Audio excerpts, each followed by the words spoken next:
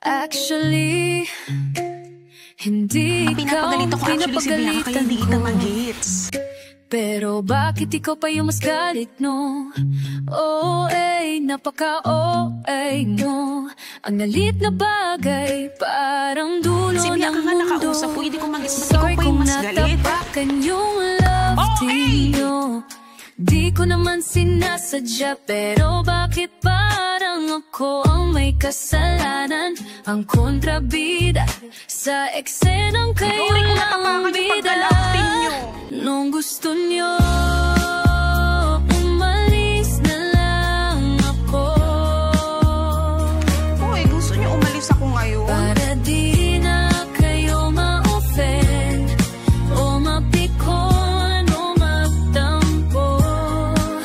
Di ako magpapaka-plastic kahit masakit. Di para magpaka-plastic. Sorry sa love team nyo. Sorry sa love team nyo. Kung yun lang ang mahalaga sa inyo.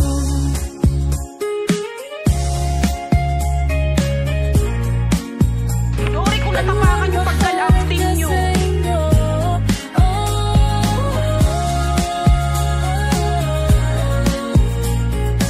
Sorry sa love team nyo. Napaka-OA naman. Gusto ko na